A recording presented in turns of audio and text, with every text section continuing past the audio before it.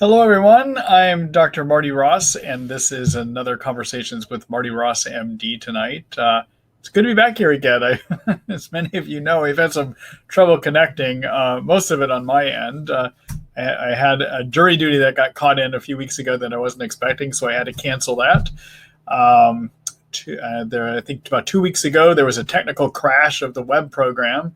And then last week, my dog, Halo, one of my Basenji dogs, had more of an acute problem. I had to get her to the vet. The only time they could work her in was near the webinar. I thought it would be back in time, but Seattle traffic as it is, I did not make it.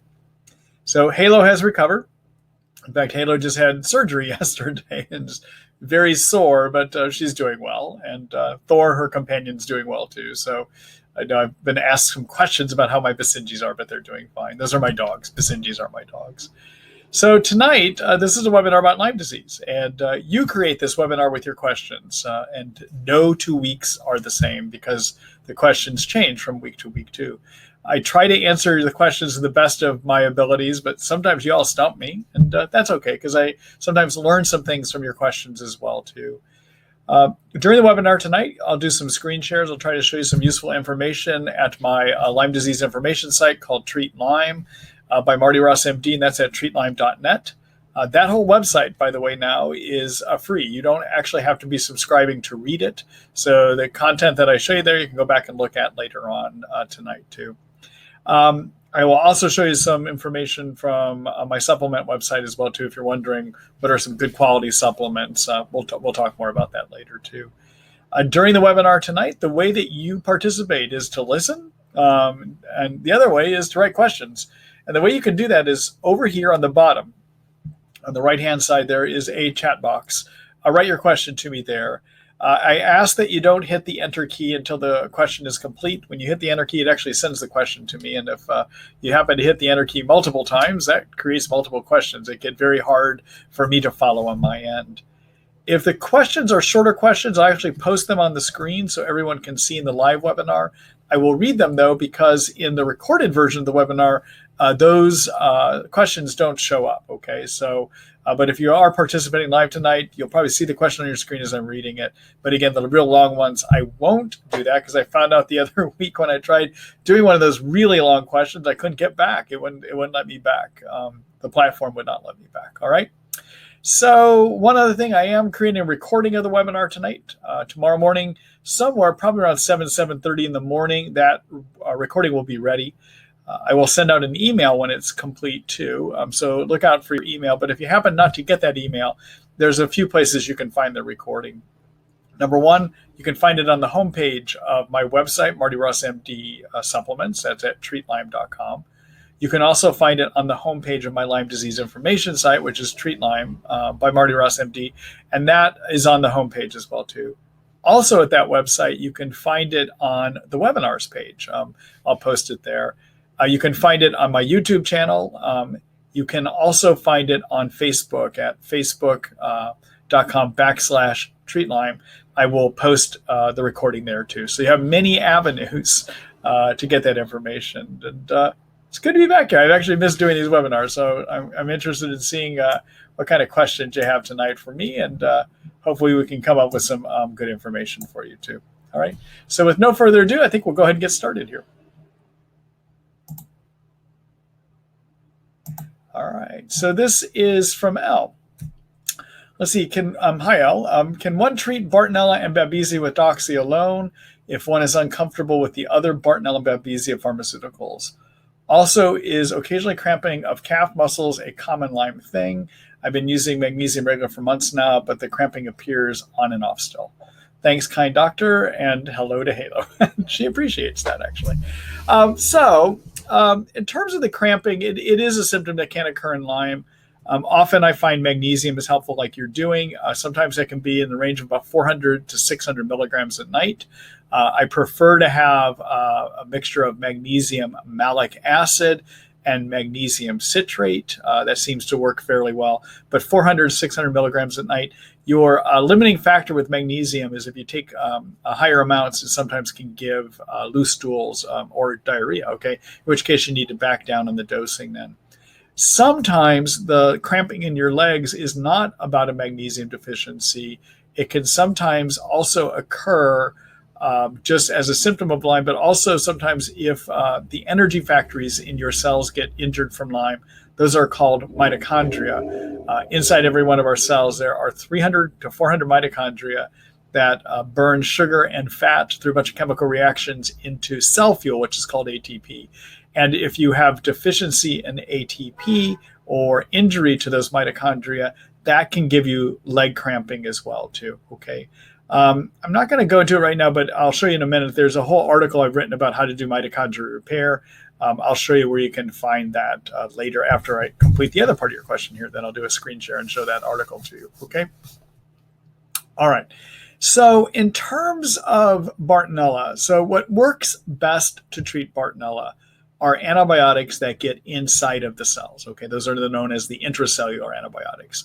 And the ones that get inside the cells are macrolides, which is Biaxin, and Zithromax, also known as clarithromycin and azithromycin. The tetracyclines like doxycycline and minocycline and tetracycline can get in the cells. Medicines like Cipro, which are the fluoroquinolones, Cipro, and levofloxacin, also known as Levaquin, can get inside there. Bactrim, which is a sulfite antibiotic, can get in there. And then there's a couple herbs that work well together.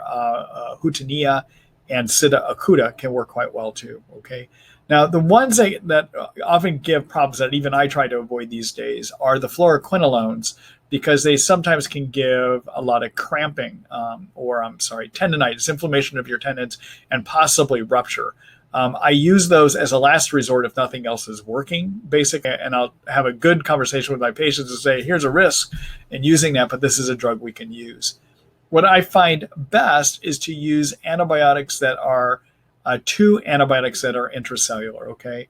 So although I can understand your resistance to using the fluoroquinolones, Bactrim generally is well tolerated. About 5% of the time people might have allergies to it.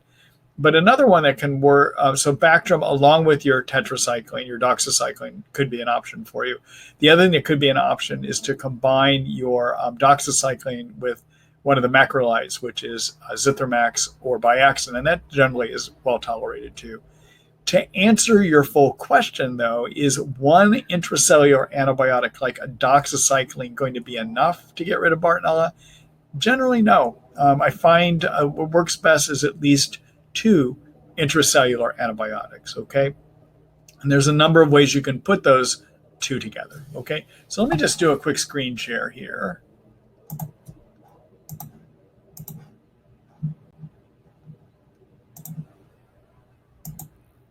Well, I'm trying to do a screen share. I'm trying to get over to it. There we go. Got it. All right. So this is a Treat Lyme by Marty Ross MD. This is my Lyme disease information site. You're going to see some changes occurring here shortly, too. There is this private consult section I'm going to be changing so that it actually is about some books that I'm starting to publish. And in fact, next week I'll be sending out an email announcing the publication of my first book, which is going to be called Anti-Germs for Lyme disease, basically, or Anti-Germs for the Infections of Lyme disease. And so that is a publication that you'll see announced down here eventually. All right. But anyhow, for right now, the way you can find information here is click on this Start Reading tab, and you'll find information about most things about Lyme disease, about most things you might have questions about. You're going to find something I've written about here. Okay. So the first thing in terms of the mitochondria I was telling you about, take a look at this chapter called Energy and Fatigue. And the article you want to read about mitochondria and how to fix it is this one called Power Up, Energy and Mitochondria. Okay. In terms of how to treat Bartonella, I would take a look at this infection treatment plans section here. And under here, you're going to find my article about how to kill Bartonella and the various two antibiotic combinations that a person might try. Okay. All right. Let me go back here. All right. So there we are, back again. All right. Thanks for that question. Good luck to you all.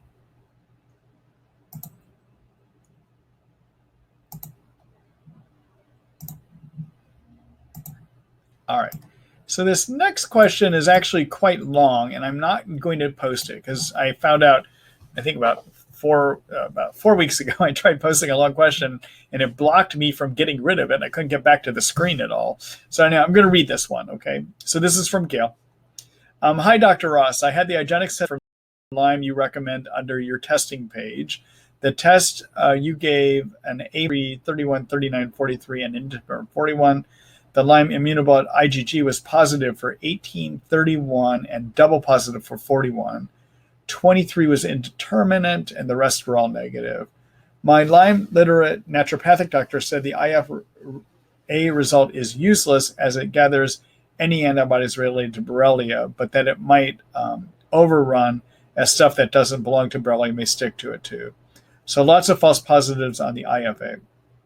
Based on the above info, would you consider my Lyme testing to be positive? Does the IgG positive on 41 count? I thought you said before that band 41 is not specific for Lyme, so would the count as a positive Lyme band in my IgG result? Second question, my LLND is obsessed with the Nichols lab owned by Quest as the best test for Bartonella. Mine was negative. On the same day, I had my blood drawn at my LLND's office and also sent to Galaxy. There, my Bartonella Quintana was 1 to 64 reactive, and my Bartonella henselae was 1 to 128 reactive. It says greater or equal to 1 to 64 indicates seroreactive to Bartonella. My LND says the problem with Galaxy is it only looks at IgG antibodies and the sensitivity is dialed up, and again, there are false positives. What are your thoughts on this, and do you think I have Bartonella given my Galaxy labs? He said many LMDs are now using Nichols for Bartonella testing.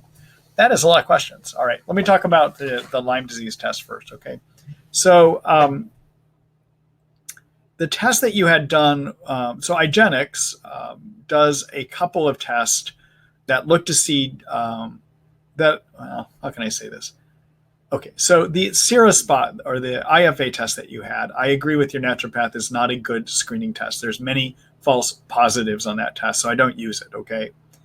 And then there are two tests that you can do through IGeneX that are similar. One is their Western blot, and one is their immunoblot, okay? And so what's similar about both of those tests is we look to see if you are making antibodies against proteins that are found in the covering of the Lyme germ in both of those tests, all right?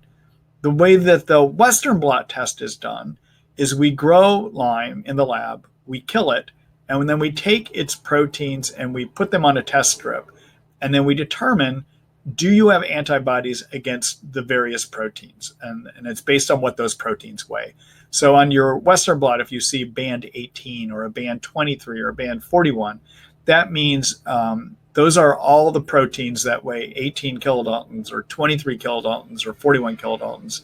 And if you have antibodies stuck on those, and we say you have positive band 41 or 23, that means you're making antibodies against those proteins that weigh 18 kilodaltons, okay?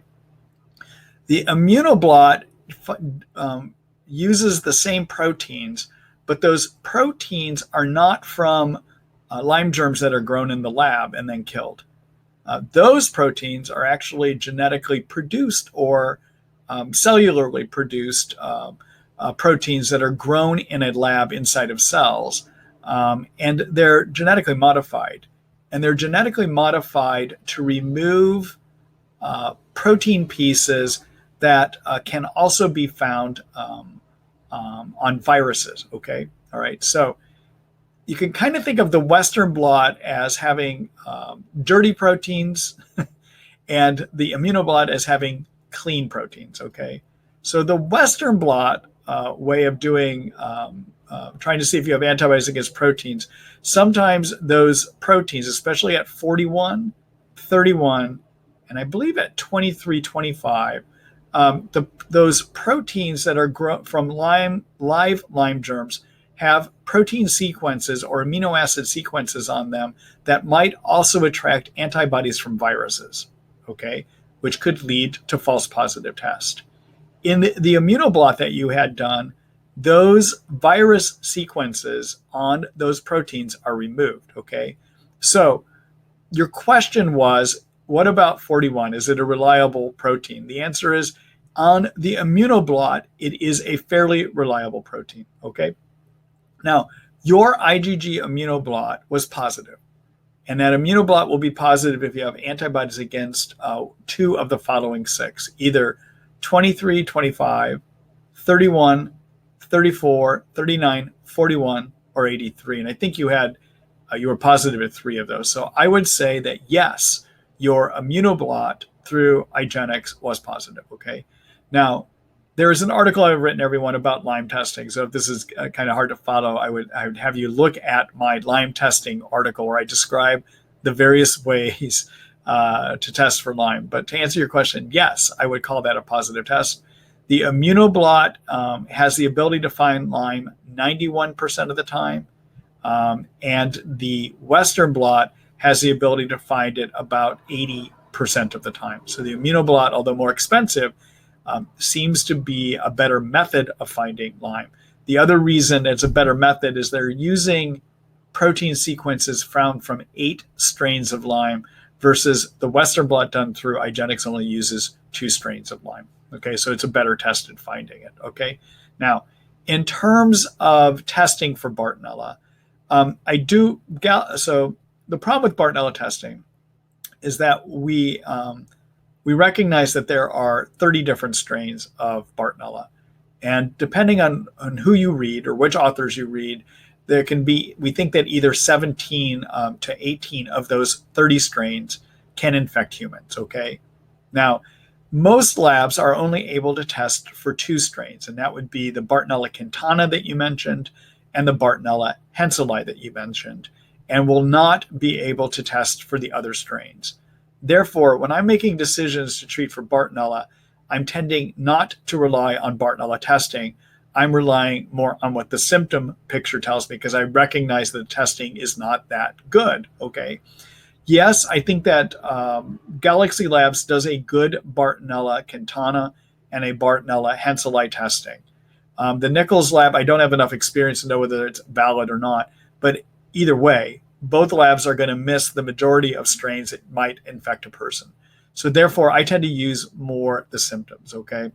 And the symptoms that can suggest Bartonella, and if a person has these, I'm going to treat for Bartonella. So those symptoms can be pain on the balls of the feet, a lot of ongoing pervasive anxiety, a lot of nervous system agitation like a sound, light, hypersensitivities, tremors, seizures could indicate Bartonella, irritable bladder, or something called interstitial cystitis, which is inflammation of the bladder lining giving burning on urination, or the urge to pee frequently might make me think of Bartonella. A restless leg syndrome might make me think of Bartonella too, okay? So anyhow, those are my thoughts. I don't know that Nichols is any better than Galaxy. I think all of them have major problems in that they just can't test for enough of the strains. And in how I practice, I tend to go more for what the clinical symptoms tell me, okay?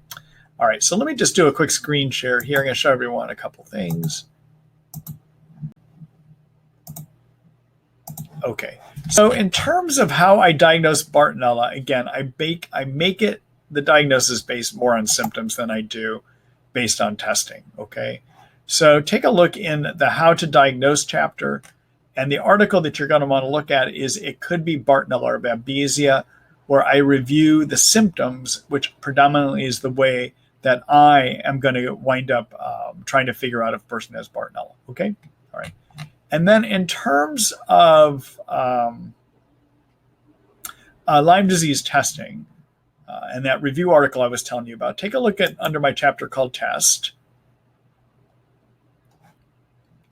And take a look at this one called A Review of Lyme Infection Tests, Pass or Fail. I talk about the immunoblot, I talk about the Western blot, I talk about Elispot, talk about a lot of different ways of testing for Lyme in this article. Okay? All right. Actually, I gotta make a note to myself here, look something up tomorrow. All right. Okay, so I hope that gives you some information, some things to come back and look at here later too.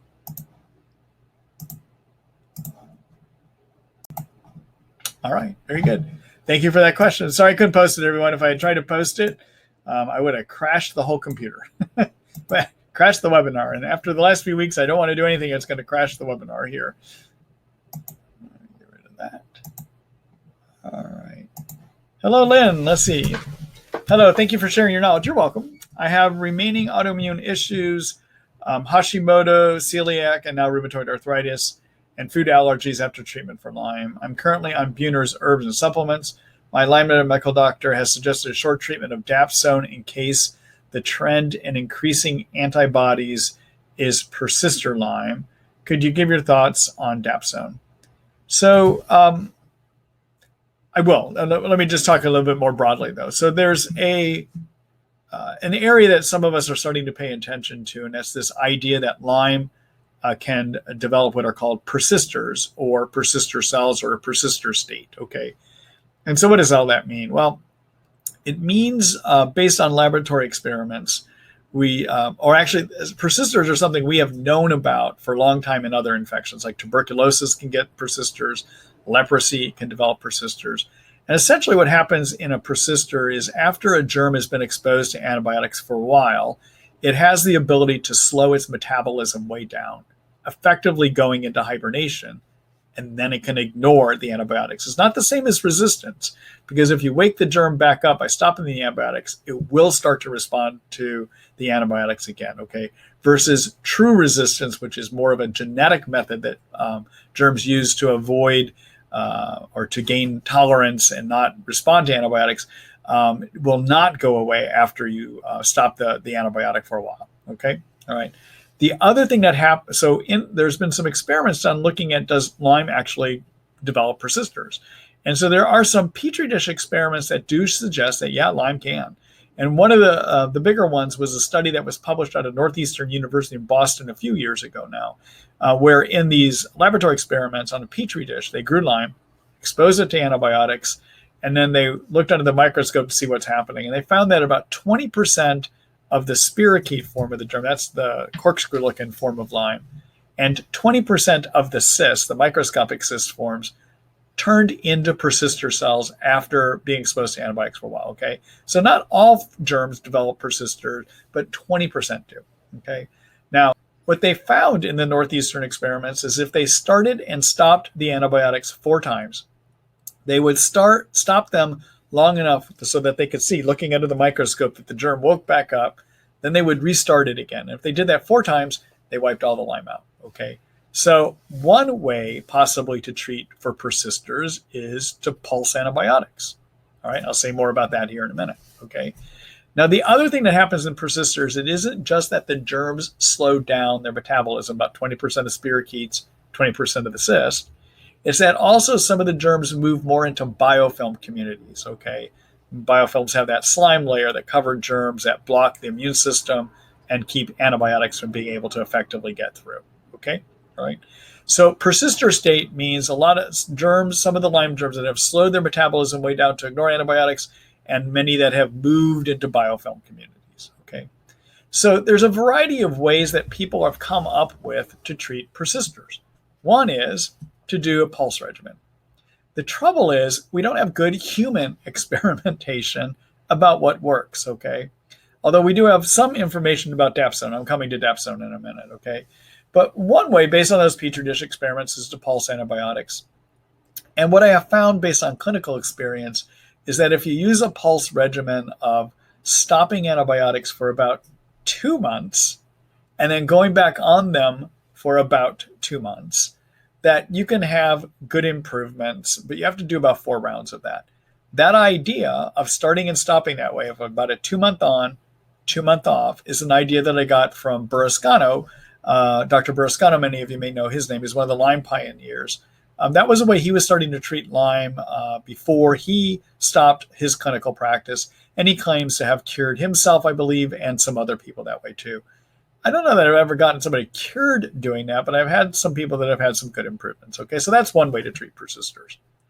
Another way to treat persisters is based upon some research that's being done by a physician named Ying Zhang, who's a medical doctor that used to run a tuberculosis lab and more recently has turned his laboratory experiments towards Lyme disease. He's trying to figure out what he can do to help with Lyme. And in his laboratory, he found that pulsing didn't work but rather what worked better was continuous use of the antibiotics. So these Petri dish experiments get confusing, all right? What he has found, though, in his experiments is that it's more important what you use in the terms of the antibiotics. And he's tried a number of different antibiotic regimens, trying to figure out what's going to be the best for persisters. Many of those regimens he's come up with are using drugs that are not really that available. Okay, but one of the regimens he's found on his Petri dish experiments that can help with persisters is to use daily cefuroxime, doxycycline, and the sulfa antibiotic called Bactrim. All right, that's his experiments. Okay, that's another way to go after persister cells. A third way to go after persister cells is based on the work of Dr. Horowitz out of New York State. And Dr. Horowitz started looking over at the world of leprosy, and he said, hey, that dapsone that they're using for leprosy, I wonder if it might help in Lyme. So Horowitz did a study of 100 people in his practice that had Lyme that was difficult to treat. And in his research, he enrolled 100 people in this study. All of those people were put on cefuroxime, dapsone, and some kind of other intracellular antibiotics like doxycycline, rifampin, maybe clarithromycin, okay? The thing that was consistent among all of them was cefuroxime, dapsone, and I think those were the two things that were consistent, plus possibly some other antibiotics thrown in, okay? Now, what he found in his study is that 50% of people had some improvements, okay? That sounds great. That sounds like it's going to be the wonder drug, okay? But when you break down his numbers from his published research, you find that the average improvement was only, I think, about 10 to 15%. So actually, for most people, dapsone is not a wonder drug, okay? There are some people that have pretty big cures on it, though, or big improvements. I've had a few of those. I've tried a number of people out on dapsone. I've had some wonderful results in a few people. The majority of people, though, only have the smaller improvements of the 10 to 15% that I was talking about here, okay? My understanding is more recently Horowitz is looking at even using higher doses of the drug, okay? But there's problems with it, okay? So here's the problem with dapsone. Dapsone is a hard drug to take. And in fact, Horowitz says publicly that about 30% of people had to drop out of his study due to side effect issues on dapsone. I find that similar in my practice. Dapsone has a side effect profile that has symptoms similar to a Herxheimer reaction, okay? So it can, as a side effect, it can make you more fatigued, it can make you hurt all over, it can lead to confusion, it can even give neuropathy, okay? So it can be a hard drug. It also gives significant Herxheimer reactions. So if you're going to use dapsone, you've got to do some things to help limit those. I like using curcumin to do that. I like using glutathione when I do that as well too, okay? All right. So what are my thoughts on dapsone? It's a hard drug. And I'm not clear from what you've described. I don't have enough symptoms here or enough history about what's happening with you to know if you would be a good person to try it on or not, because I don't know enough of what's going on with you here. But to answer your question, dapsone could be a way to treat Persister Lyme, but you have to go in knowing it has many side effects. You have to go in knowing that it only helps about 50% of people. And of those, the average improvement is only about 10 to 15%, okay? There's some other problems with dapsone too, and that it interferes with how we use the vitamin folate. And because of that, that can lead to some anemia. So you got to be on high doses of folate. And finally, before you start dapsone, you have to have a blood test done measuring a chemical called G6PD in your blood cells. G6PD is an antioxidant. If you have low G6PD, and you take dapsone, it may break apart your blood cells, okay? So you got to check your G6PD too, okay? So I've just said a lot of things, I know, but I've written all this down. This is stuff you can read about, all right? So let me go ahead and do a quick screen share here for you. All right, so back in Treat Lyme, there's in my infection treatment plans section, take a look at this article called How to Treat Persister Lyme, What Works, okay? And I review those three things that I was just telling you about. In terms of dapsone, yeah, here it is. So I have written a whole article about dapsone as well too, about the side effects and the things you need to do to prepare to use that. And how do you work with curcumin and a glutathione to get through a treatment on that as well too. Okay? All right.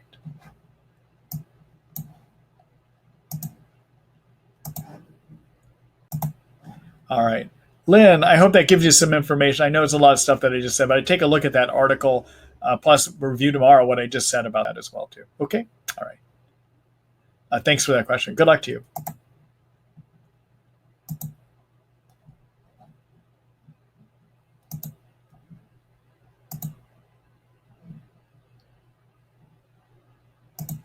Hello, Sue. Let's see. I have 3 homozygous mutations and 5 heterozygous mutations, not including MTHFR. Where can I find a specialist? I've already searched the internet who ties this information together, can suggest ways to open these pathways to help solve my ongoing problems. Sue, I don't have a good name for you. Unfortunately, I'm not, and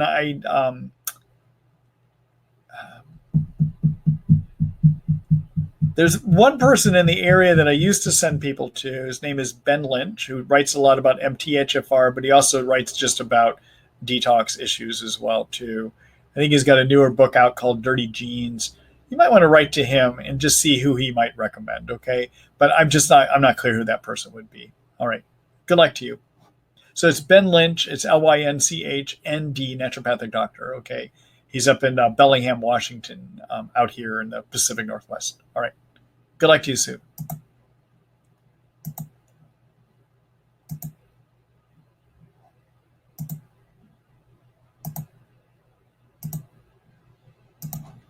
Hello, Naomi. Let's see. Hi, Marty. Wondering what your opinion is on EMFs and Lyme. I've read it is critical to reduce EMFs in your sleeping area to have the best chance of getting better. Do you agree? If yes, how do you recommend doing that? I think there are some people that do need to restrict EMF exposure, but I actually think that the majority of people, EMFs and Lyme are not a major issue. Okay. If you do happen to be a person, if you are a person though, I would start thinking about restricting EMFs if you're a person that has Lyme and is having a difficult time recovering with treatment. Then I might start thinking about restricting it. And the simplest things to do is to get out of your bedroom things that have EMF potential, right? So remove your computers, get your cell phone away from you. You want to do all that kind of stuff, okay? Now, there are some companies that make products to limit EMF exposures. So, for instance, there's a company called Q-Link, that's QLINK, that has little medallions you can wear that will absorb EMFs around you. They have little medallions that you can put on the back of your phone that will limit your EMF exposure from that too. But the simplest thing to do is in your bedroom, basically remove most things electric and get them out. And that would be a simple way to wind up doing it. Okay? All right. Good luck to you, Naomi.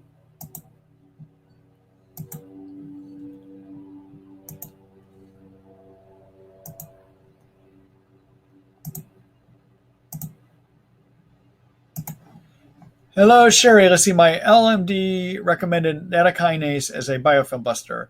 Elispot showed Lyme wasn't currently active. Do I need to be on an herbal or anything else along with the natokinase if it's breaking down biofilm? Okay. So, first of all, I think a number of my colleagues are incorrectly using Elispot testing. Okay. All right. So let's talk about that first. And let's talk about whether you can truly say based on it that Lyme is active or not active. Because I know many of them are using it that way, okay? So what an Elispot is, it's a type of test that we use to see if you might have Lyme. And what it's measuring is if a type of white blood cell called a T cell reacts against Lyme proteins when they're exposed to them by releasing cytokines, okay? So the only way that these T cells from you will release cytokines if they're exposed to Lyme proteins in a test tube, basically, is if they are exposed to Lyme and they have seen Lyme sometime in the last 2 months. Okay. All right. So they'll stay reactive for about 2 months. All right. Now, as a test, the Elispot is useful at finding Lyme 85% of the time. That means that the Elispot will miss it, will not show activity 15% of the time, even when Lyme is in you. Okay, so it's not a perfect test. There are false negative Elispot tests. Okay. Secondly, one of the problems with Lyme is Lyme can hide. Lyme can hide in tissues where the immune cells can't see it. And so therefore, you might have, even though your Elispot may say that it's not reacting against Lyme, it just may mean that Lyme is still in you and the Elispot is just not able to react, okay? So the Elispot, although I know a number of my colleagues are using it as a means of seeing is Lyme still there, it can be wrong, all right? And that's because the Lyme may be living in a place that the T cells are not reacting, and therefore in the test, it won't show it. There really is not a test we can use that says Lyme is currently active in you. There is no such test. I know a number of my colleagues try to use the Elispot that way, but keep in mind, Elispot will miss Lyme that is hiding in tissues where it can't see it, okay? So it's not a perfect test. So I think generally I decide to treat for Lyme based on symptoms. If you've got a lot of symptoms that still suggest Lyme, then I don't rely on an Elispot. I'm going to rely more on what the symptoms tell me and decide whether I'm going to need to keep treating or not based on that, okay? So unfortunately, we do not have a where are you in your Lyme disease treatment test, nor do we have a reliable test that says Lyme is or is not active in you, okay? So to answer your question, I don't know, because I would need to know more about what your symptoms tell me to decide, do you still need to be on herbal antibiotics or prescription antibiotics or not? I would not rely on an Elispot test to give you that information. All right. And I know Armin Labs, which is one of the labs that is doing Elispot testing, puts out information saying you can use it to figure out if you have active Lyme. And I've even talked with Dr. Schwartzbach, Armin Schwartzbach, about this, and he's wrong. I just think it's wrong. He'll even concede, yeah, it may miss Lyme if it's hiding in places that it can't be seen. So I think that his information we just put out that says that you might be able to use it to find if Lyme is active in you or not is inaccurate. But the trouble is many doctors are just following that without thinking it through. All right. But if you think it through, Lyme hides in the places that you can't see it. So it's not a perfect test at telling you whether Lyme is active or not. All right. Thanks for that question, Sherry. Good luck to you.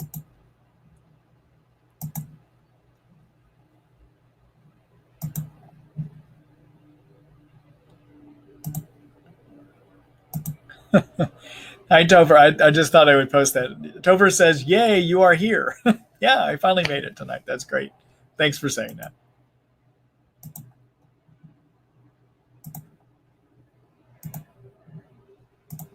All right. Hello, Sherry. Let's see. Dear Dr. Ross, I've been sick for 4 years and was recently diagnosed with Lyme, Babesia, and Bartonella. I was put on an integrated treatment program that included diet, supplements, minocycline, Zithromax, and Malarone with 2 weeks spacing in between. After 3 weeks on Malarone, my GI tract became severely inflamed, preventing digestion and causing vomiting, severe stomach pain, and constipation. As a result, I had to discontinue all treatment. My question is, should I consider going back on antibiotics after these GI issues, or is it best to try a purely herbal approach or consider a PIC? If I am to try antibiotics again, would you recommend considering my worst symptoms are vertigo, cognitive issues, and fatigue? I'm so grateful for your help. Kelly. So Kelly, so generally when I look at your minocycline, Zithromax, Malarone combination, of those 3 antibiotics, the one that would tend to give GI irritation the most is actually the minocycline. And that is, minocycline is very acidic, as are all the tetracyclines like doxycycline and tetracycline, all right? And that acidic nature can give you a burning, can create gastritis, which is inflammation of the stomach lining. And I'm questioning if that might be what led to a lot of your stomach pain and the vomiting, okay? So my first thing to look at would be probably not use a tetracycline again. Now, I will also admit Malarone sometimes can give nausea, but it's usually not going to give you the severe pain that you were describing, okay? So if I would have been treating you, I probably would have said, stay on the Zithromax. What I probably would have done is say, let's stop the minocycline and let's stop the Malarone and continue the Zithromax. I would have also recommended that you get on some licorice, a form of licorice called deglycerated licorice, that you would chew licorice tablets, because what licorice does is when it mixes with your spit, it provides a microscopic gelatinous coat of your stomach that protects your stomach and allows it to heal, okay? And I probably would have had you chew a couple of those deglycerated licorice tablets 3 to 4 times a day for about 2 weeks. And then I would have had you retry the Malarone again without the minocycline. Okay, so that would have been just to go back on, stay on the Zithromax, which is usually good for this. It usually doesn't bother the stomach. Do a trial off minocycline while healing the injury from probably minocycline, and then retrying the Malarone and continuing the Zithromax, and probably staying on your licorice after that as well too, to see if you can tolerate it. Okay, so that's what I would probably suggest you do again, is if your stomach's doing better, get on that licorice to protect it. Try Zithromax and Malarone and see if you can tolerate them without the minocycline. I don't think this necessarily means you need to be on an herbal approach. I don't think it necessarily means you need a PICC line. It means that you have some pharmaceuticals that have side effects that your doctor is going to have to try to figure out which one of them, not all of them, but which one of them is the problem. Probably it's the minocycline that's the problem. Okay? All right. Good luck to you. Thanks for that question, Sherry.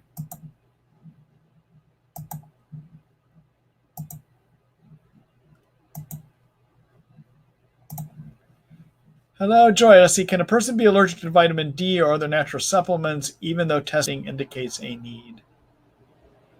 You know, the truth is we can be allergic to anything. If you are allergic to vitamin D, though, I would probably wonder if it is some artificial substance that the manufacturer has added to the vitamin D. Before saying you are allergic entirely to vitamin D, I would try to work with a brand that is known to use high quality products, to put what they say is in the product, and a company that's not known to put artificial garbage into their products as well too. All right. So you might look at using a Thorne product. Thorne is known for you putting in what they say they put in and not putting a bunch of garbage in. Okay. So what do I mean by that? Well, it's quite interesting. I was just looking at this most recently. The New York State Attorney General a couple of years ago went into, I think it was Walmart, Walgreens, a GNC, and I believe Target actually were the 4 stores they went into and pulled a bunch of supplements off the shelf. And then they did a type of testing called DNA barcode testing, where they look to see is what the manufacturer is saying is in this product, is it in it? And is there any other stuff in here that's not on the label? Okay. It was shocking what they found. Only 21% of the products that they pulled off the shelf using this DNA barcode technology, only 21% of the time were the ingredients in there that were supposed to be in there. In addition, about 35% of the time, there was added garbage that wasn't supposed to be there, that wasn't listed on the label, okay? In the world of supplements, it's kind of fraught with, you gotta be careful. There's just a lot of garbage out there. So the best you can do is to try to work with companies that have some proven track record of being effective and that truly are dedicated to giving you pure substances. If you're wondering what those are, I've tried to research it myself and tried to find the best products that are out there. Take a look at what I offer at Marty Ross MD Supplements. If you're looking for what are some trusted brands that seem to have the best record of working, basically, and tend not to have garbage and tend to actually have the active ingredients in them, okay? But the majority of stuff out there is just garbage. So if you're looking at what I would suggest, take a look at the products at Marty Ross MD Supplements. I've tried to do a good job of curating for good companies, quality companies that are not putting garbage in and put product substances in that have that are truly supposed to be there. Okay, all right. Good luck to you.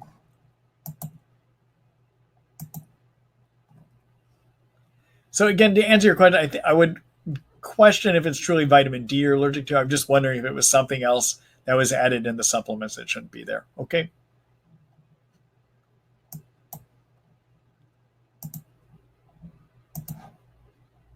Hello, Pat. Let's see. Can Lyme induce POTS? Is there a non-pharmaceutical treatment for POTS? We've increased salt and hydration and know to wear compression stockings. We are so grateful for all you've done to help Lyme patients, Dr. Ross. Thanks, Pat. I appreciate that. All right. So POTS, everyone, stands for postural orthostatic tachycardic syndrome. All right. That's a mouthful. Basically, it means that you drop your blood pressure when you stand up. All right. But it also means more than that. It means that your systems in the body that are supposed to regulate your blood pressure and how fast your heart beats are not working correctly. And the system that regulates that is your adrenaline, anti-adrenaline system, also known as the sympathetic parasympathetic nervous system. All right. And there is a nerve in the body that's supposed to regulate all that. And that's a nerve called the vagal nerve. It's one of the cranial nerves. It comes off here and on our spinal cord, near the top of the spinal cord, and then basically winds its way through the body and releases adrenaline and releases anti-adrenaline that regulates adrenaline made in other parts of the body. Okay, so it's the regulator. The vagal nerve is the regulator of your adrenaline, anti-adrenaline systems. Now, in Lyme disease, the Lyme germ itself may infect the vagal nerve, causing it to work incorrectly. The other infection that can cause dysregulation of your adrenaline, anti-adrenaline system is babesia, okay?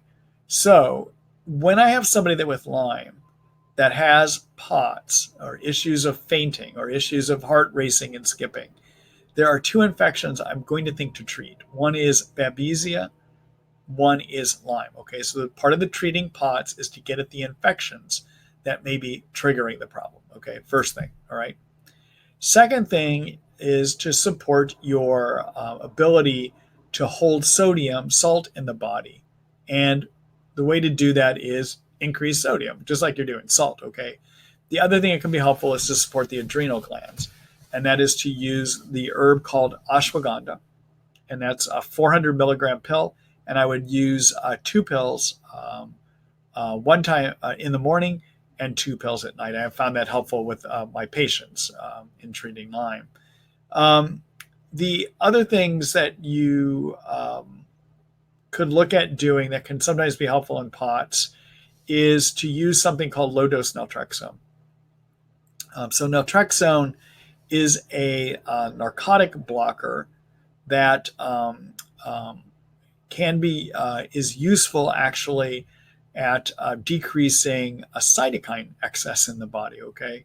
And that is, what it does is we have a group of receptors in our body called endorphins, or chemicals in our body and receptors called endorphins. Endorphins are our natural narcotics.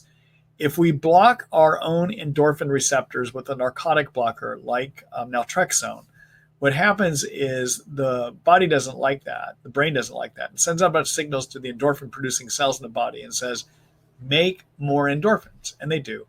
But also, those endorphin receptors become a lot more sensitive to the endorphins too. And if you do that, that causes the increased surge of endorphins that happens once the naltrexone wears away, and the increased sensitivities of those endorphin receptors has the ability to regulate the immune system. And in some ways, it can help some people with their symptoms of POTS, okay? All right. I have a whole article about low-dose naltrexone, but the way you would do it, you start at 1.5 milligrams a day, do that for a couple of weeks, and you go to 2 to 3 milligrams a day for a couple of weeks, and you go to 4.5 milligrams. Naltrexone has to be manufactured by a pharmacist, a compounding pharmacy. That's because it's actually manufactured as a 50 milligram pill, but we're using it as low dose, and so therefore it has to be mixed up by a pharmacist, okay? So let me just those are my thoughts, okay? And then if all of that fails, then you may need to do the pharmaceuticals, unfortunately. There aren't any other ways, okay? But treat your germs, okay, number one. Increase your salt, just like you're doing. Compression stockings help. Support the adrenals with ashwagandha, and consider using low-dose naltrexone, okay? All right. The other thing is lower cytokines in general, also by using curcumin, 500 milligrams 3 times a day. I like using a liposomal curcumin. The product I like using in my practice is a product by Thorne called Mariva 500. It's liposomal. If you lower cytokines, that can sometimes help as well too. Okay. Let me just do a quick screen share here. All right. So in terms of low-dose naltrexone, take a look at my immune system chapter. And there's this article called LDN for Lyme, where I talk about how you would prescribe it, how it's supposed to work, etc. Okay. But again, there's some newer research showing that it can have some benefit in POTS. All right. Let me go back here. All right. Very good. Thanks, Pat. Good luck to you.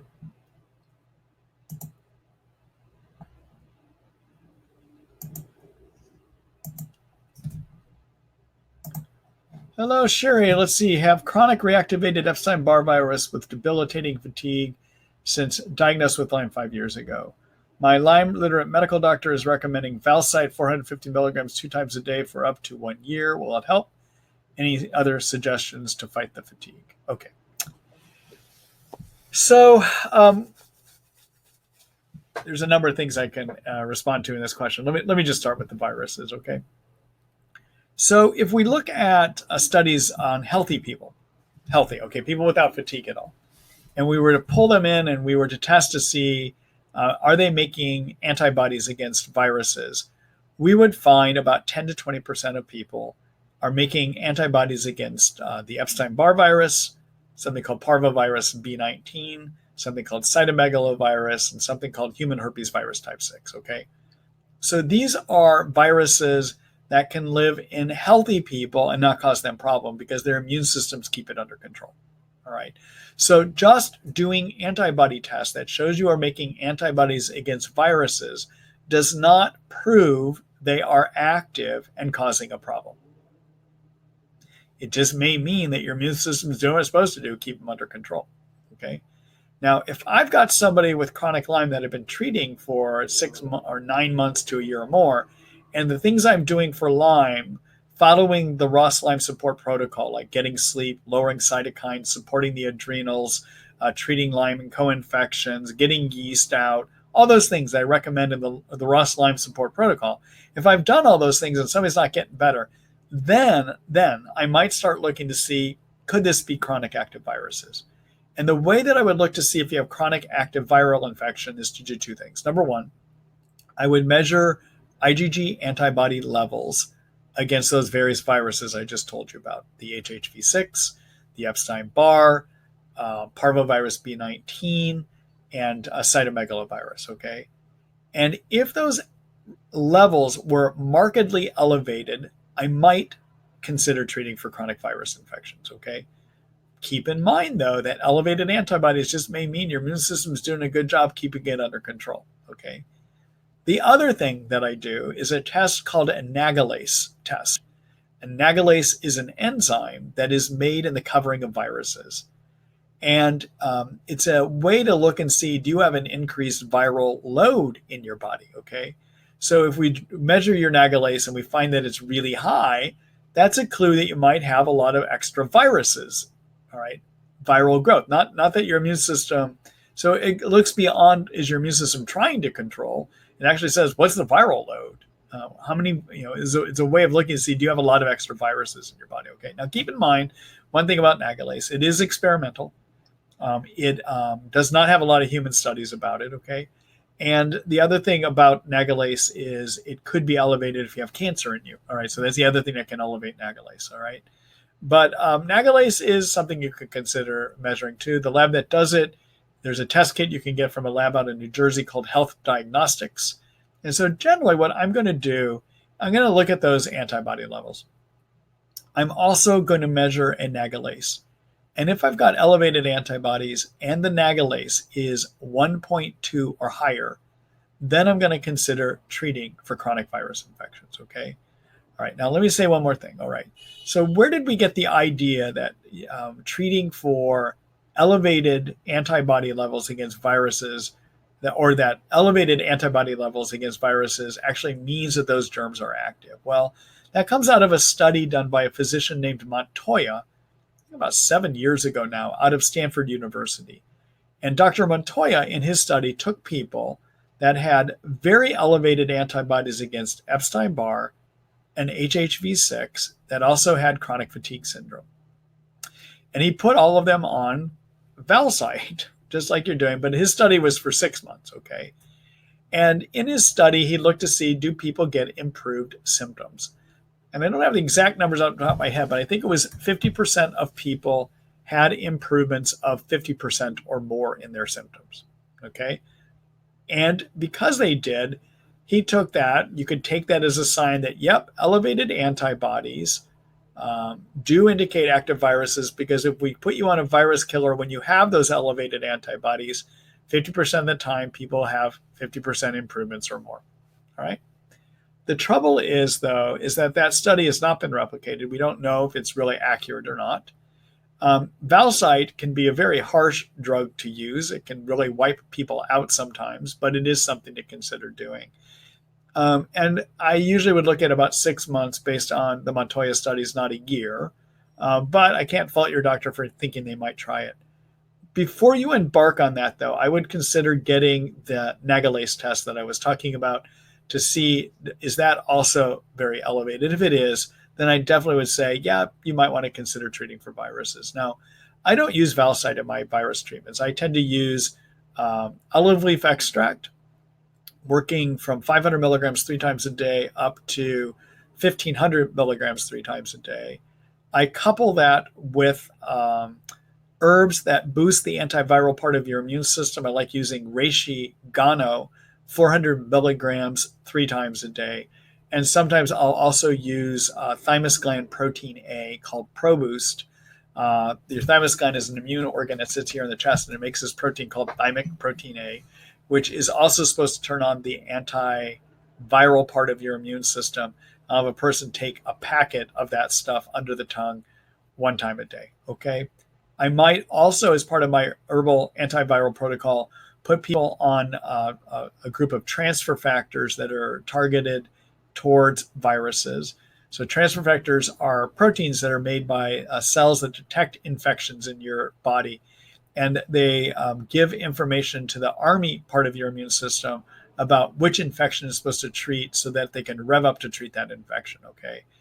There's a product mix called Transfer Factor Plasmic, made by Research Nutritionals, that has in it transfer factors that turn on the immune system to fight, I think about 10, if I'm right, different viruses, okay? So that would be something to consider too. So if I'm going to go herbal, I'm going to usually work people up to 1,500 milligrams 3 times a day of olive leaf extract. I'm going to also put them on Transfer Factor Plasmic, 1 pill twice a day, reishi gano mushrooms, 400 milligrams 3 times a day, and I might have them do ProBoost under their tongue 1 time a day. I don't always use the ProBoost, though, okay? My experience, not human experimentation, but human experiments using that protocol, but my experience says that it helps, it works effectively over a 6-month period to significantly reduce that nagalase below 1.2. And people have improvement in their symptoms generally with that type of protocol. It is not as toxic as the Valsite protocol is that your doctor wants to do, okay? That's a lot of stuff I just said. I tell you where you can read about it, though. So let me go ahead. I'm going to show you where you can read about it. Do a quick screen share here. All right, so take a look at my article on infection treatment plans. Take a look at the article on viruses. Let's see, here we are. So this is one called When and How to Treat Chronic Viruses in Lyme. In that article, I also talk about the various kinds of testing that you might do to figure it out. Okay? All right. Good luck to you with that.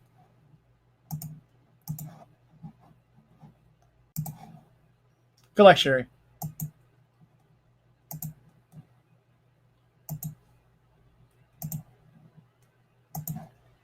Hello, Tan. Let's see. Could you please explain how your herbal protocols compare with others promoted by Lyme doctors? Buhner, Cowden, Rawls, Zhang, i.e., where are they better, especially in treating chronic Lyme?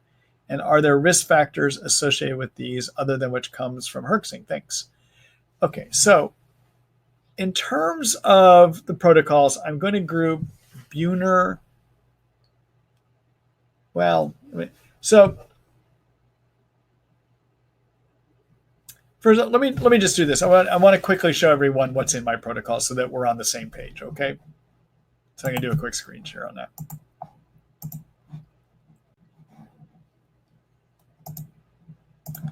Okay, everyone. So my Lyme disease treatment protocol is under the treatment protocol tab here. Okay, and I call it the Ross Lyme support protocol. All right, and what it's designed to do is to help you get better, basically. All right.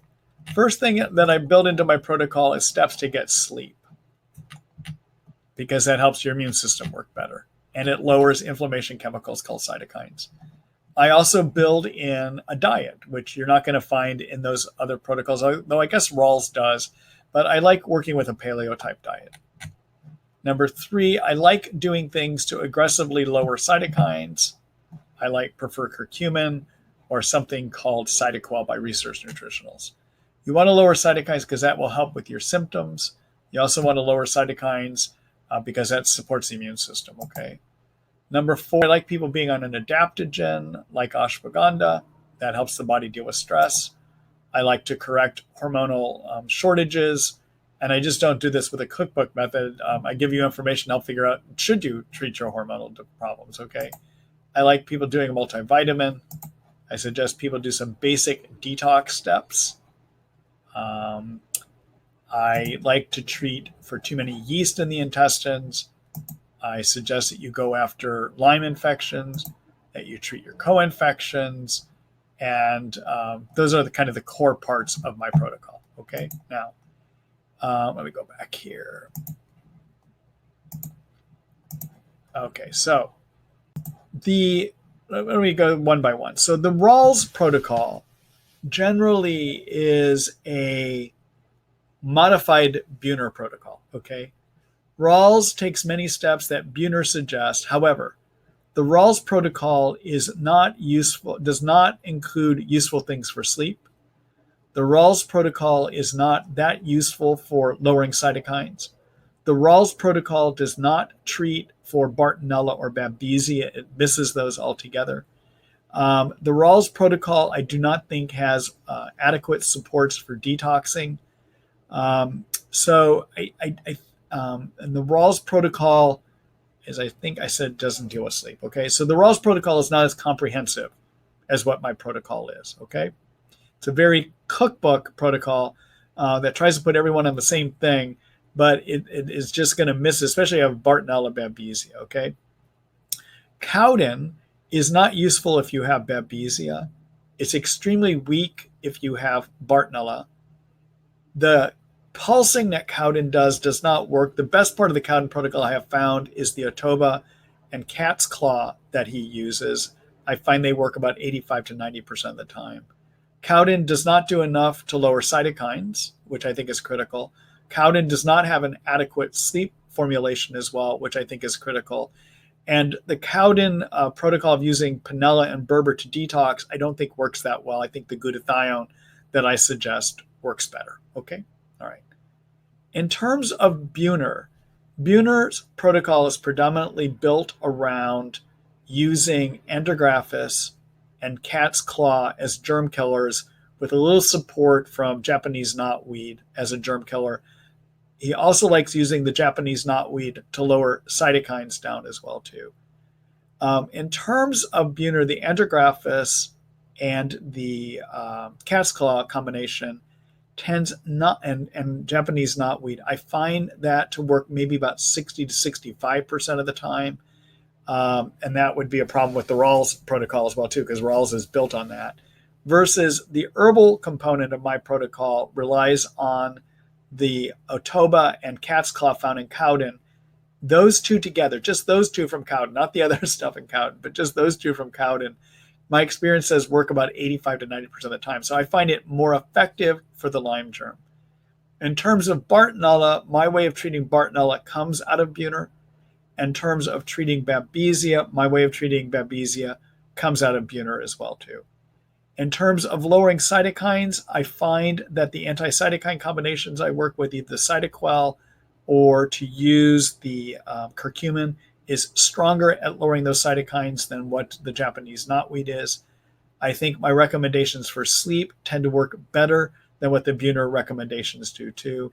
And also my recommendations on how to figure out if you have low thyroid, low adrenals, I think are stronger than Buhner. And if you do those corrections, if you have those problems, are better too. Buhner, I don't think is as strong at helping you figure out if you have yeast. But if you do, then the ways that I go after yeast, I also think are stronger than Buhner as well too. Okay. All right. So those are my thoughts. All right. I hope that gives you some information then. Good luck to you, Tan.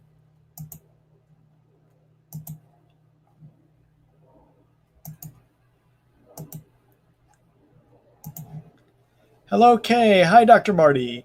Don't know when I was infected. Started treatment in April with clarithromycin and Plaquenil, along with detox and immune supports, probiotics, Cytoquel, vitamin D, Methylguard. Last month, switched to Doxy and Rifampin. Continued Plaquenil. Added grapefruit seed extract. Is there anything missing? The doctor also wants me to continue Byron White Essential Immune Drops, saying it dissolves biofilms. Do you think that is helpful? So in terms of Byron White, I just haven't had good success with it. I'm not a big supporter of using Byron White formulas. That's just my experience, okay? And that's the best I can rely on is my experience. So I don't know that you necessarily need to be on that or not. In terms of what you're treating, the problem is I don't know what infections you actually have, but what I can tell you is this. The Doxy rifampin combination is useful for the various forms of the Lyme germ. It also is useful for treating the co-infection called Bartonella. Grapefruit seed extract helps with Lyme by treating the cyst form of Lyme. Doxy treats intracellular Lyme, spirochete Lyme. Rifampin can also treat the cyst form of Lyme too. I don't know that you necessarily need to be on Plaquenil. There is research that shows that it might help get rid of cyst. There's also research that shows it may promote cyst. Okay, so I tend not to use it actually. The other reason sometimes people will use Plaquenil in their treatments is it changes the acid environment inside of your cells. It makes it so that those cells inside are less acidic, which sometimes can help intracellular antibiotics like doxycycline, the tetracyclines, Biaxin, and Zithromax work more strongly. It could be that your doctor is using that. I would keep up your Cytoquel. I like that. That's a good anti-cytokine formula. I'm not sure if you're getting sleep, but if you're not, make sure you're doing things to get sleep. The only other thing you might consider doing is adding an adaptogen, something that helps your body deal with stress, which is the ashwagandha that I recommend, and even Buhner recommends as well too. Okay, all right. So I hope that gives you some useful information. That's my critique on your protocol. Okay, good luck to you.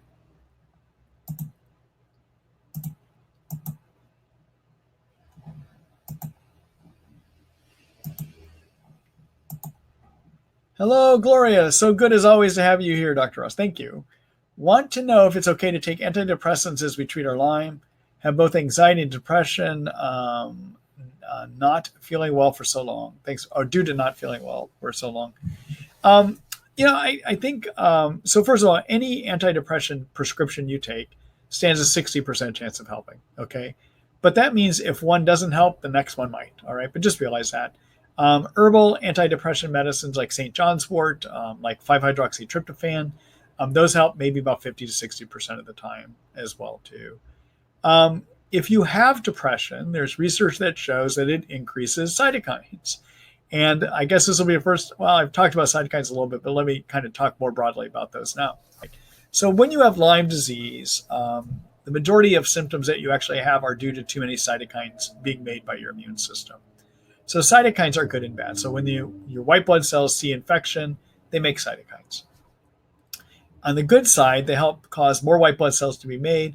They draw those white blood cells to where infection is, and they help those white blood cells work better. Okay, that's all good stuff. All right. The trouble is in Lyme, or if you have mold toxin illness and your immune system doesn't do a good job getting rid of mold toxins, or if you have too many yeast in you, or if you have too many viruses in you, your immune system works harder and harder to get rid of those and sometimes produces too many cytokines. And too many cytokines make it so you can't think, give you fatigue, make you hurt all over, make your hormonal systems not work correctly. I could go down basically the list of Lyme symptoms, and what those basically are excess cytokine symptoms. Okay. Now, interestingly, there's research that says that excess cytokines trigger depression and anxiety. Okay. And anxiety and depression trigger excessive cytokines. Okay. So it just becomes this endless loop. All right. Now, you want to lower cytokines, and the reason is to help you feel better, but also excessive cytokines suppress the immune system. All right. So, as a means of helping you with your Lyme treatment, if you've got a lot of depression or anxiety, yeah, I do think it's a good idea to treat those, because treating those will ultimately help you feel better, but will help lower the cytokines so that your immune system can start doing better as well too. Okay? All right. Good luck to you, Gloria. I hope it gives you some useful information. In terms of, actually, I'm going to do a quick screen share here.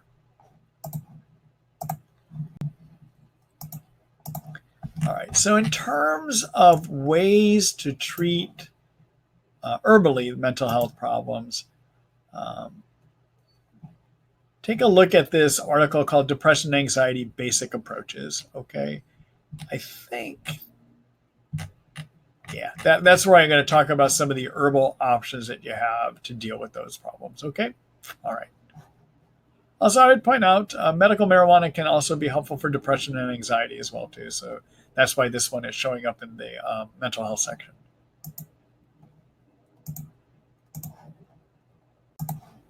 All right. Thanks for that question, Gloria.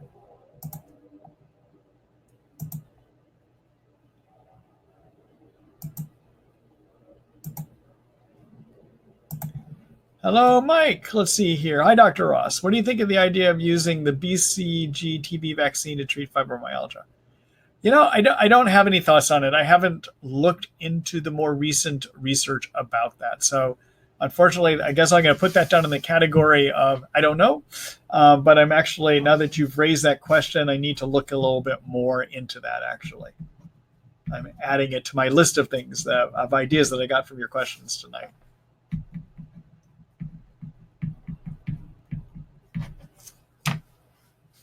All right. Thanks for my question, Mike.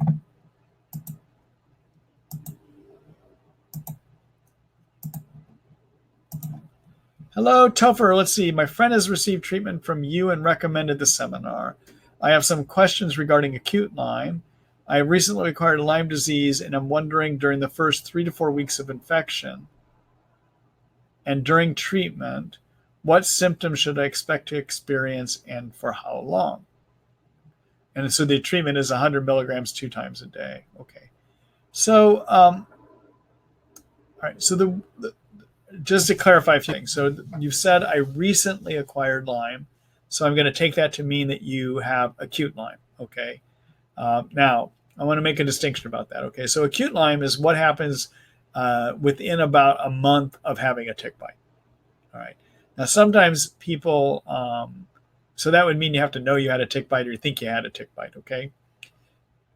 Also, sometimes people develop symptoms that look like Lyme disease, but when we look back, we can't figure out when they got that tick bite. It's possible Lyme could be in you for a long time in that kind of a situation. And that at a point, your immune system just starts having a hard time dealing with it and you start developing Lyme symptoms, okay?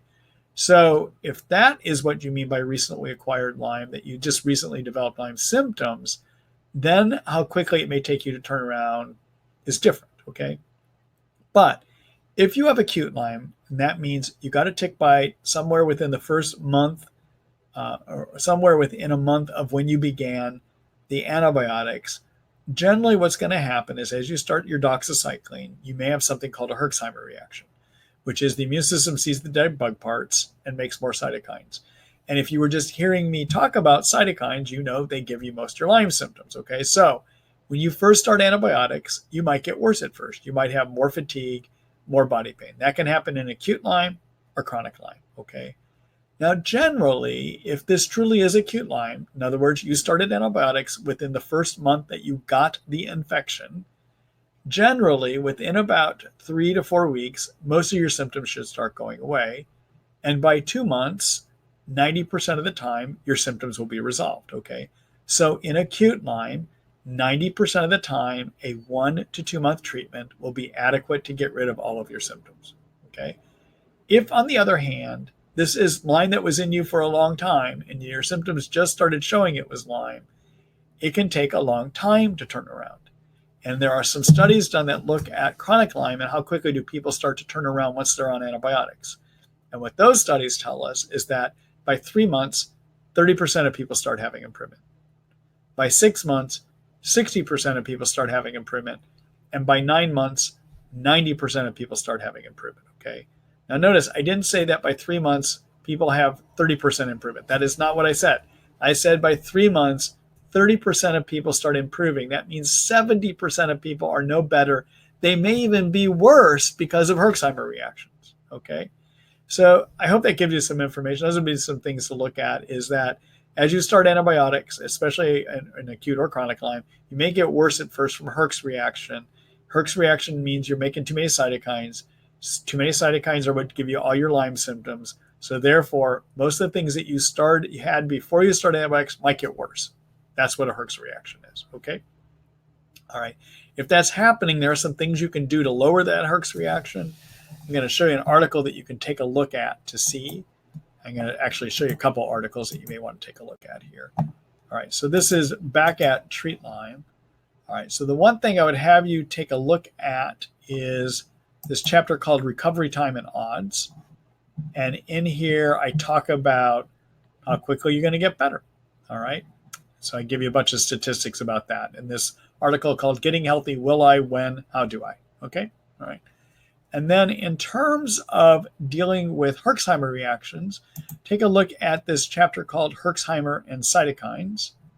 And my article about that is this Herxheimer die-off reaction inflammation run amok article. Okay, I would take a look at that too. Okay. There's a number of good herbs you can use to stop and limit Herxheimer reactions from happening. Okay. Good luck to you, Topher. Thank you for that question.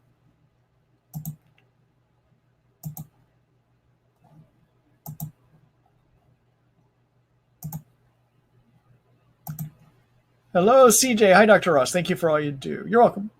What can you tell me about MCAD? Is there testing available? What is its impact on Lyme and co-infections? What is appropriate treatment? Is it a lifelong condition? So I think by I believe you wrote MCA. Actually, hold on here just a minute. You did write MCAD. So I think you mean mast cell activation syndrome, which is MCAS, is typically. Maybe you wrote that as mast cell activation disease, or there was a typo because the D and the S are right next to each other on your keyboard, okay? But generally, mast cell activation syndrome goes by the letters MCAS, all right? All right, so let me talk about mast cell activation syndrome real quickly. So there is a type of immune cell in our body called a mast cell, all right? And traditionally, we as physicians only thought that it was a problem or developed issues when you had allergies. And we thought that the only thing that would turn on a mast cell is if you had pollens or things that you were allergic to that wound up attaching themselves to a mast cell, that would cause the mast cell to release histamines, all right? And you know all about histamine. And histamines are what give you the watery eyes, runny nose, itchy skin. Sometimes they trigger asthma reactions, okay? So that's a histamine reaction that we used to think historically was the only thing that happened with mast cells, okay? Now, recently, and actually there's even some research dating back to the late 90s that show this, we have become aware, and more recently we're starting to talk more about it in the last few years, and that is these mast cells may actually get turned on in other ways, all right? And that's when you get something called mast cell activation syndrome. And that there are other things that turn your mast cells on to overproduce histamines and make histamines. But also, mast cells don't just make histamines, they make cytokines. All right, so they can become cytokine producing factories too.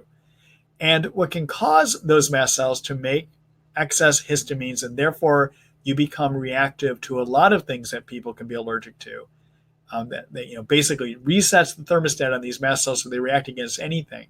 What can trigger that is infections like yeast, like viruses, like Lyme. Okay, so Lyme can turn on your mast cells, all right, like the co-infections. Okay, the other thing that really turns on mast cells is stress.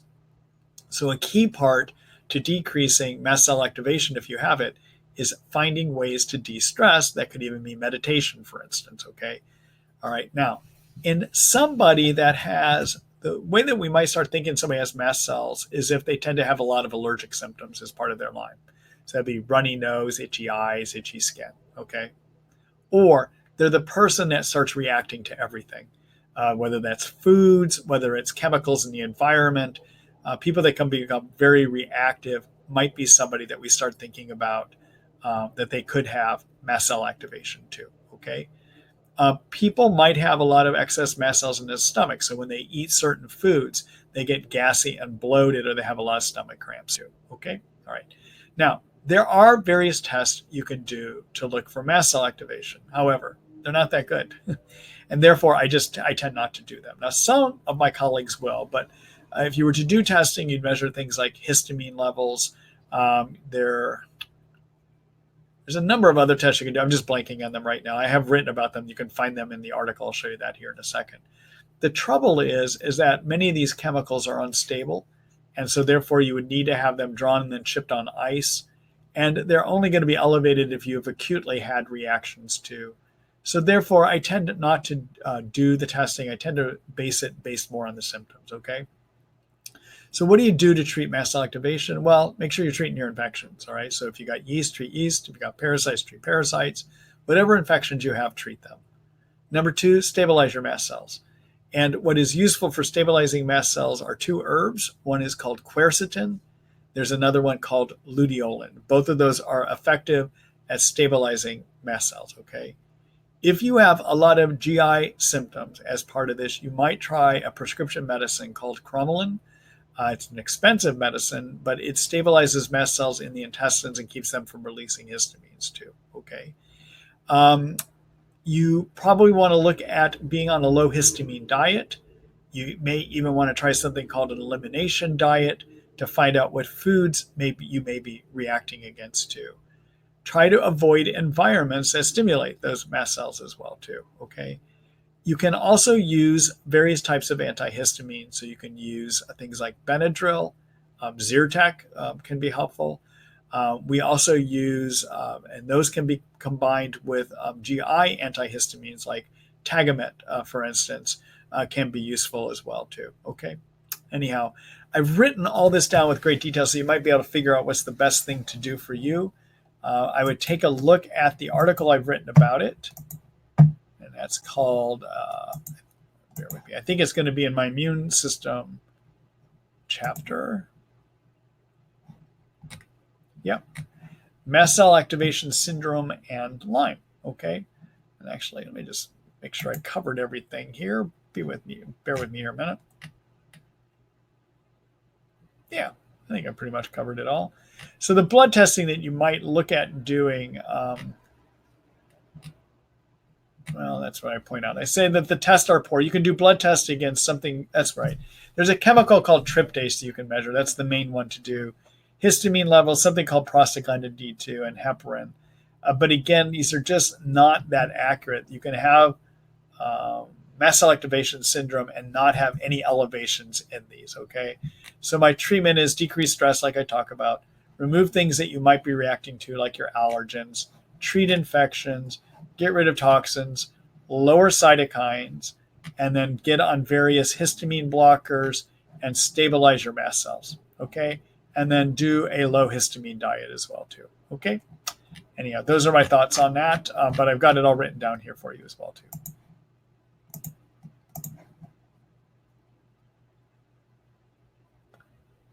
So in terms of the luteolin, which I like using, it's the clean source of luteolin that I have found is in a product called Neuroprotec, and that's Neuroprotec.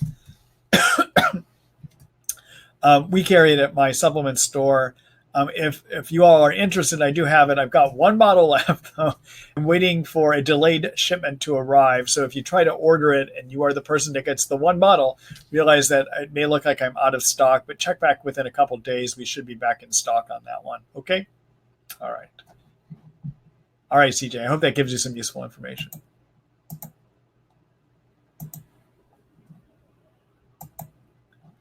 All right. Just going to do a quick screen share here. I want to show you one more thing here. So I think I'm going to do a screen share.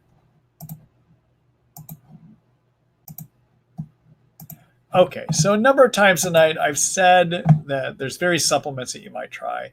If you're looking for a source of those supplements, take a look at my store. This is it. This is Marty Ross MD supplements.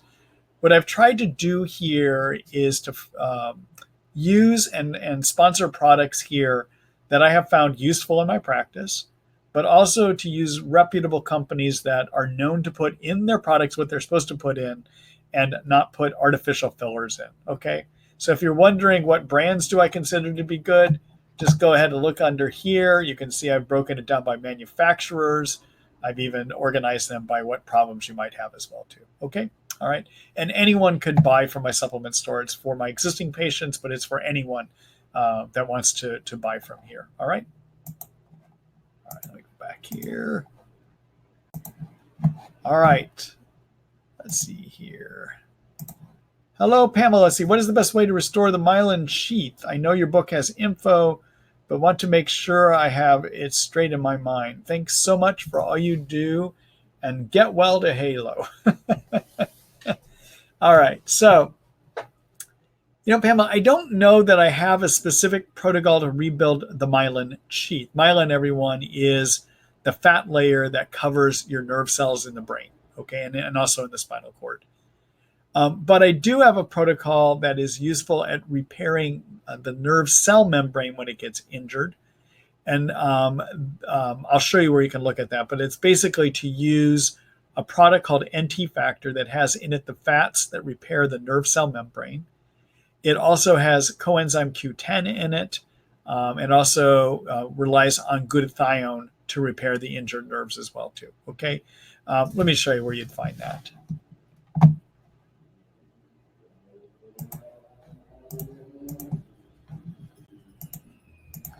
All right, so take a look back at Treat Lyme. Take a look at my brain and nerves chapter, and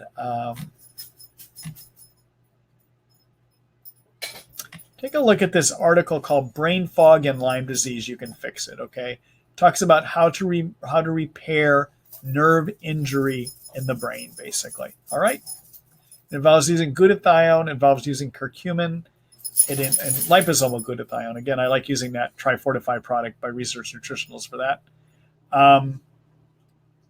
The NT Factor, coenzyme Q10, and curcumin. Those are the things I like using to repair injured nerve tissue in the brain or outside of the brain as well too. All right. Oh my goodness, Halo has emerged. Come here, Halo. Where did you go? You want to come on over here? You've got some fans that are wondering what's happening to Halo. Okay, everyone. So I know that we've heard about Halo tonight, okay? This is a Halo. This is my Basenji Halo. Halo had oral surgery yesterday to fix an abscess that she had that made her really sick last week. This is why I wasn't here, okay? And right now she's a little drugged up and just not having a good day. But she's getting better, okay? So this is Halo, all right? All right, and one more. Thor, come here. I know you want to be on TV. Okay. And this is Halo's best friend in the world, Thor. And Thor has missed Halo's presence quite a bit today, okay? I know you guys have seen him running around back there too. All right. So I know that some of you are wondering what's been happening with my Basenjis. There they are. So anyhow, that's it for me tonight, everyone. I have enjoyed being here again. It's been a long time. I'm sorry for the last 3 weeks, but I'm glad I was able to make it tonight and that everything worked correctly. There is another webinar that I have scheduled for this month, and it's next week. And then I'm going to be taking a couple weeks off after that. Well, probably 1 week. Obviously, I'll figure that out. But tomorrow, in tomorrow morning's email, you'll get an email from me with information about the recording. You'll see that somewhere probably around 7:30 in the morning. Okay. All right. One other thing, for those of you that are on my various email list, keep your eyes open for an email that should be coming out sometime within the next probably 4 or 5 days, announcing the publication of my first book. It's called Anti-Germs for Infections in Lyme disease. Okay. And it's basically all writings about how do you get rid of yeast and parasites, etc. But that's going to come out in a published version. It's going to have a PDF download on my site. It's also going to have a paperback edition that you'll be able to get through Amazon. And it's also going to have a ebook version that you can get on Kindle as well too. Okay, but that's almost ready to go. So I'm self-publishing it, and glad to finally get it done. It's the beginning of a number of books that you're going to see me writing about Lyme disease. Okay, all right. So that's it for tonight. Good night, everyone. Thanks for being here.